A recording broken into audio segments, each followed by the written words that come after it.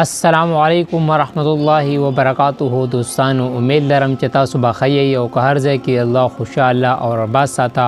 دوستانو نن د سره داسې you video شریکوم، امید ده چې هغه ویډیو به ستاسو ډېره خوښه شي، خاص کر د هغه خلکو دپاره چې د چا ماشومان جاړي، د شپې جاړي یا د ورځې جاړي، هغوی چیړه کوي، نو د هغې دپاره یو عمل ښیي او مولانا صاحب دی. راځئ چې د دوی دا خبرې واورو او د هغې نه بعد کې بیا راځو خپلې ویډیو طرف ته. قاری عبید پوچھتے ہیں، میری چھوٹی بیٹی عصر اور مغرب کے درمیان روتی ہے، اس کا کوئی وظیفہ بتا دیں. قاری صاحب، یہ بچیوں کو جو شام کا شر ہے نا، جو رونا ہے، یہ بزرگوں کے تجربات ہیں.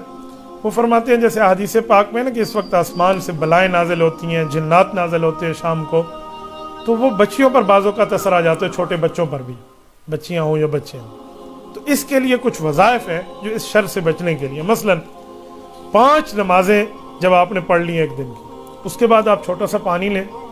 5 نمازیں پڑھنے کے بعد مثلا عشاء کے وقت آپ نے پانی پر دم کرنا ہے، اس کو 3 دن آپ نے چلانا ہے، پھر آپ نے کرنا ہے، پھر 3 دن چلانا ہے. وہ کیا ہے؟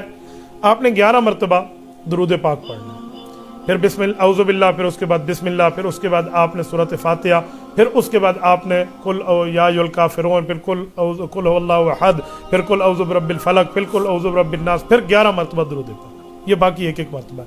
یہ پڑھ کے آپ نے پھونک لینا ہے پانی پر. یہ پانی آپ بچی کو پلائیں، چمچ سے پلائیں، منہ سے پلائیں، جیسے پلاتے ہیں. انشاءاللہ تعالیٰ اس تلاوت کی برکت سے، اس درود پاک کی برکت سے، اس قرآن کریم کی برکت سے یہ شر سے وہ دوچار نہیں ہوگی، وہ بچ جائے گی. تو یہ شر کا معاملہ چلتا ہے، تو اس کے لیے بہتر ہے کہ آپ دین کی طرف آئیں، عقائد کو دیکھیں، اسلام کو دیکھیں، ایمان کو دیکھیں، قرآن کو دیکھیں.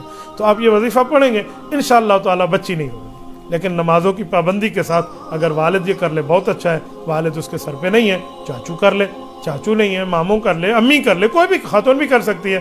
لیکن یوں معاملہ ساتھ چلائیں تو انشاءاللہ تعالیٰ آپ کی نماز کی برکت سے اور آپ کی تلاوت کی برکت سے بچوں کو یہ شر سے دوچار نہیں ہونا پڑے گا. ملګرو، تاسو د مولانا صاحب دا خبرې واورېدې، په دې عمل وکړئ او انشاءالله تاسو بیا خپل رزلټ ته وګورئ چې کوم یعنی تاسو ته عمل بیان کړو هغه وکړئ. هغې نه پس تاسو بیا خپل عمل ته وګورئ، انشاءالله چې ستاسو هغه کوم ماړه چې دي خپل کورونو کې ستاسو کوم ماړه دي هغه به نه جاړي. نو که ویډیو خوښه شوي زموږ دا چینل دا سبسکرایب کړئ، ورسره د ګنټۍ نشان ومخې. انشاءالله دې سره تاسو څخه ښایسته ښایسته ویډیوګانې ملاویږي. والسلام.